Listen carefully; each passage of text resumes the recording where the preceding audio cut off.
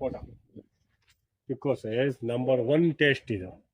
Highest ಹಣ್ಣು ಬಿಡಕ್ಕಿಲ್ಲ, ನಮ್ಗೆ ಸಾಕಾಗಲ್ಲ ಆ ಪರಿಸ್ಥಿತಿ ಆಗ್ಬಿಟ್ಟಿದೆ. ಅಷ್ಟು ಹಣ್ಣು ಫ್ಲೇವರ್ ಹಣ್ಣು ಬಿಡುತ್ತೆ, ಒಳ್ಳೆ ಟೇಸ್ಟ್ ಇರುತ್ತೆ. ಎಷ್ಟು ವೈಟ್ನೆಸ್ ಒಳಗಡೆ ಒಂದ್ ಚೂರು ಅಂಟಿರಲ್ಲ, ಚಿಕ್ಕ ಸಮೇತ. ಇದು ತೋತಾಪುರಿ ಟೀ ಗೆಣಸು ನಾವು ಚೀಲದಲ್ಲೇ ಸರ್ ಬೆಳೆಯೋದು. ಚೀಲದಲ್ಲೇ ಗೆಣಸುಗಳೆಲ್ಲ ಬೆಳೆಯೋದು. ಮೂಟೆ ಇವಾಗ ಈಗ ಇದು 3ನೇ ಬ್ಯಾಚ್ ಸರ್ ಹಾಕಿರೋದು. ಇನ್ನು ಬರ್ಬೇಕು, ಈ ಸಲ ಇನ್ನೂ ಬಂದಿಲ್ಲ. ತುಂಬಾ ಅರ್ಧ ಮೂಟೆ ಇರುತ್ತೆ ಒಂದೊಂದ್ರಲ್ಲಿ. ಒಂದೊಂದ್ ಗೆಣಸು ಅರ್ಧ ಮೂಟೆ ಇರುತ್ತೆ. ಸಂತಲ್ಲಿ ಭಾರಿ ಬೇಡಿಕೆ ಇದೆ, ಭಾರಿ ಬೇಡಿಕೆ ಇದೆ. ಅದಕ್ಕೆ ಈಗ ಅಲ್ಲೆಲ್ಲ ಹಾಕಿದೀನಿ, ಆ ಕಡೆನೂ ಬೇರೆ ಹಾಕಿದೀನಿ. ಇದಕ್ಕೆ ನಾವೊಂದು ಮಾಡಕ್ಕೆ ಅಂತ ಡ್ರ್ಯಾಗನ್ ಫ್ರೂಟ್ ಸರ್. ಇದು ಡ್ರ್ಯಾಗನ್ ಇದು ಪಿಂಕ್ ಕಲರ್, ಒಳಗಡೆ ಪಿಂಕ್, ಅದರಲ್ಲೇ 3 ತರ ಹಾಕಿದೀನಿ ನೋಡಿ. ಇದು ಪಿಂಕು. ನೋಡಿ ಇದೊಂದು ಬಂಡೆ, ನಾನೆಲ್ಲ ವಿಶೇಷವಾಗಿ ಬಂಡೆ ತಗೊಬಂದು. ಬಂಡೆ ನೀವೇ ತಗೊಂಡ್ಬಂದಿರೋದು ತಂದು ಹಾಕಿದೀನಿ. ಇವೆಲ್ಲ ಹೂವಿನ ಗಿಡ, ಮುಂದೆ ಚೆನ್ನಾಗಿ ಕಾಣಿಸ್ಲಿ, ಏನೋ ಪೂಜೆ ಗೀಜೆಗೆ, ಮನೆ ಪೂಜೆಗೆ ಬೇಕಾಗುತ್ತೆ ಅನ್ಬಿಟ್ಟು. ಇದೇನ ವಾಸ್ತು ಗಿಡ ಅಂತಾರಲ್ಲ ಸರ್, ನೀವು ವಾಟರ್ ಬರ್ತದ, ನಾವು ನೋಡಿ ಮಣ್ಣಲ್ಲಿ ಬೆಳೆದಿದ್ದೀವಿ ನೋಡಿ. ಡ್ರ್ಯಾಗನ್ ಫ್ರೂಟ್ ಸರ್ ಅದು. ಅದು ರೆಡ್ ನೋಡಿ, ಇದೊಂಥರ ಡ್ರ್ಯಾಗನ್ ಫ್ರೂಟ್ ನೋಡಿ. ಇದು ಎಲ್ಲೋ ಕಲರೇ, ಎಲ್ಲೋ ಮೇಲ್ಗಡೆನೆ ಡ್ರ್ಯಾಗನ್ ಫ್ರೂಟ್ ಅಲ್ಲಿ ಎಲ್ಲೋ ಬಾರಿ ಎಲ್ಲೋ.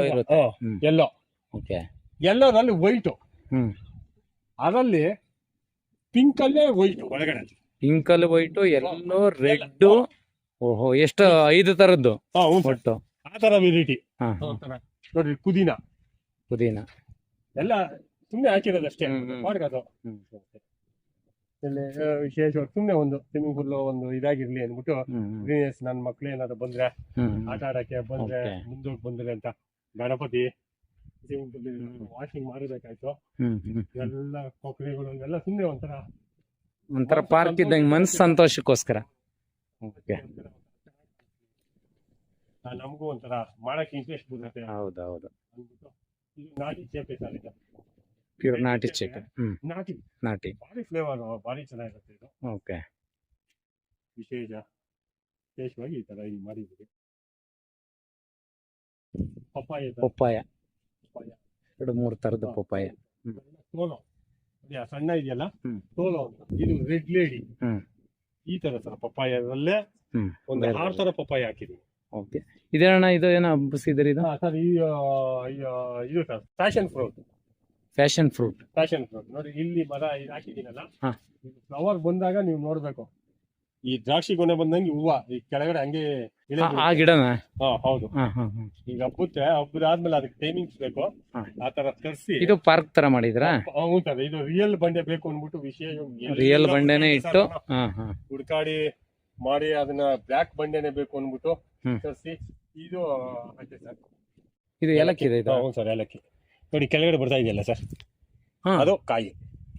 ಅದು ಬರೋದು ಈಗ ಏಲಕ್ಕಿ.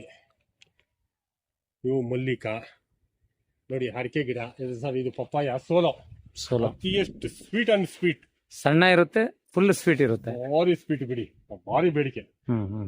ಅಡಿಕೆ ಮರ 1-2 ಎಲ್ಲ. ಮಲ್ಲಿಕಾ ಇದೆ, ಅರ್ಶಿನ ಇದೆ ನೋಡಿ. ಇದು ಏಲಕ್ಕಿದೆ,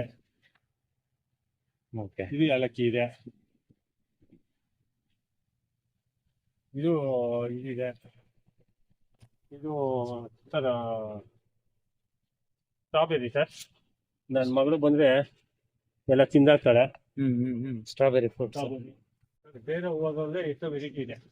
ಬೇರೆ ಹೂವದಲ್ಲಿ ಸುಮಾರು ವೆರೈಟಿ ನೋಡಿ. ಇದು ಮಡಿಕೆ ಮಾಡೋದು ಸರ್, ಮಣ್ಣೆಲ್ಲ ಅಲ್ಲಿದೆ. ಏನೋ ಬಂದವರು ಆರಾಮಾಗೆ ಮಡಿಕೆ ಮಾಡ್ಬೋದು.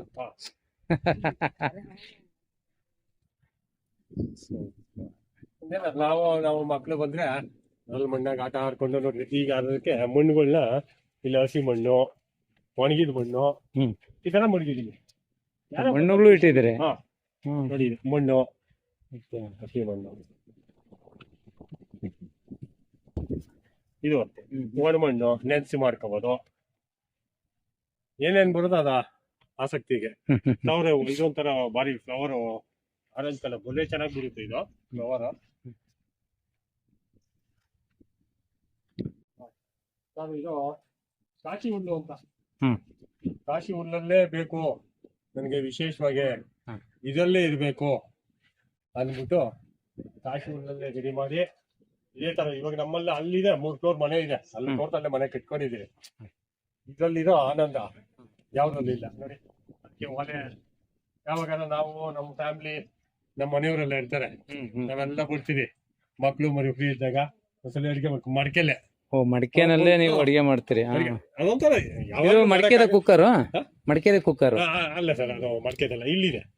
ಇಲ್ಲೆಲ್ಲ ಬೇರೆ ಬೇರೆ ಐಟಮ್ ಇದೆ. ಬಂದಾಗ ಫ್ರೀನೆಸ್ ಆದಾಗ ಒಂದ್ಸಲ ಇಲ್ಲೇ ಮಾಡ್ಕೊಂಡು ತಿನ್ಬೇಕು ಅಂತ ಬಾರಿ ನಮ್ಮ ಮನೆಯವ್ರು ಚೆನ್ನಾಗಿ ಮಾಡ್ತಾರೆ ಆಸಕ್ತಿಯಾಗೆ. ಇವೆಲ್ಲ ನೋಡ್ರಿ, ಕನಕಾಂಬರದ ಬೀಜ ಇದೆ, ಅಲಸಂದಿ ಬೀಜ, ಅಲಸಂದಿ ಕಾಳು.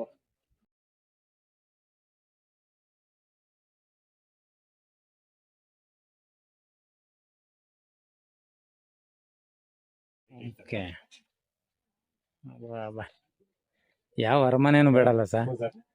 ಇದೊಂದು ನಮ್ ಖುಷಿಗೆ ಅಂತ ಅಂದ್ಬಿಟ್ಟು ನಾವಿಷ್ಟು ಮಾಡ್ಕೊಂಡಿದ್ರೆ ಆನಂದವಾಗಿರ್ತದೆ. ಎಂತ ಬೇಸಿಗೆನಲ್ಲಿ ತಣ್ಣಗಿರ್ತದೆ, ಬೇಸಿಗೆ ಕಾಲದಲ್ಲಿ ತಣ್ಣಗಿರ್ತದೆ, ಚಳಿಗಾಲದಲ್ಲಿ ಚೆನ್ನಾಗೆ ಅಲ್ಲೆಲ್ಲ ಓಡಾಡ್ಕೊಂಡು ಬಂದಿರೋದು ಹಿಂಗ. ಇಲ್ಲ ಇನ್ನೂ ಇದಾಗುತ್ತದೆ. ಬೇಸಿಗೆ ಕಾಲದಲ್ಲಿ ಭಾರಿ ತಣ್ಣಗಿರುತ್ತೆ, ಚಳಿಗಾಲದಲ್ಲಿ ಬೆಚ್ಚಗನು ಇರ್ತದೆ. ಹೌದು ಹೌದು ಹೌದು, ಬೆಚ್ಚಗೆ ಇರುತ್ತೆ. ಹೌದು, ಅದಕ್ಕೆ ಒಂಥರ ನ್ಯಾಚುರಲ್ ಏರ್ ಕಂಡೀಷನ್ ಇದ್ದಂಗೆ ನ್ಯಾಚುರಲ್ ಆಗಿ ಇರ್ಬೇಕು ನನಗೆ ಅಂತ ಒಂದು ಆಸಕ್ತಿ. ಒಬ್ಬೊಬ್ರು ಅಂತಾರೆ ನಿನ್ಗೆ ಯಾಕಣ ಇದು ಅಂತ. ಇದರಲ್ಲಿರೋ ಆನಂದ ಬೇರೆದ್ರಲ್ಲಿ ಕೊಡಲ್ಲ. ಈಗ ಸಾತ ನೋಡಿದ್ರಲ್ಲ ರೈತ ಬಾಂಧವರೇ, ರಮೇಶ್ ಅಣ್ಣವರ ತೋಟದಲ್ಲಿ ಎಷ್ಟು ವಿಧವಾದಂತ ತರಕಾರಿಗಳಿದಾವೆ, ಎಷ್ಟು ವಿಧವಾದಂತ ಬೆಳೆಗಳಿದಾವೆ, ಎಷ್ಟು ವಿಧವಾದಂತ ಹಣ್ಣು ಮತ್ತೆ ಸಸಿಗಳಿದಾವೆ ಅಂತೇಳಿ ನೀವೇನಾದ್ರೂ ಕಮೆಂಟ್ಸ್ ಮಾಡಿದ್ರೆ ಅದು ನೀವು ನೋಡಿದ್ದಕ್ಕೂ ಸಾರ್ಥಕತೆ ಆಗ್ತದೆ. ರಮೇಶ್ ಅಣ್ಣವರು ಇಷ್ಟು ತರಹದ ಒಂದು ತರಕಾರಿ, ಹಣ್ಣು, ಹಂಪಲುಗಳನ್ನ ಬೆಳೆದಿದ್ದಾರೆ ಅಂದ್ರೆ ನಿಜಕ್ಕೂ ತುಂಬಾ ಗ್ರೇಟ್ ಅಂತ ಹೇಳ್ತೀನಿ. ಇವ್ರು ಯಾವುದೇ ರೀತಿಯಾದಂತ ಲಾಭದ ಉದ್ದೇಶ ಇಟ್ಕೊಂಡು ಮಾಡಿಲ್ಲ. ಜನರಿಗೆ ಒಳ್ಳೇದಾಗಬೇಕು, ನಮ್ಗೆ ಒಳ್ಳೇದಾಗಬೇಕು, ಮೊದಲು ನಮ್ಮಿಂದ ಸಾವಿರಾರು ಜನಗಳಿಗೆ ಆರೋಗ್ಯ ಸಿಗಬೇಕು ಅನ್ನೋ ಉದ್ದೇಶದಿಂದ ಮಾಡಿದ್ದಾರೆ. ನಿಜಕ್ಕೂ ತುಂಬಾ ಸಂತೋಷ ಅಣ್ಣ. ಥ್ಯಾಂಕ್ ಯು ಅಣ್ಣ.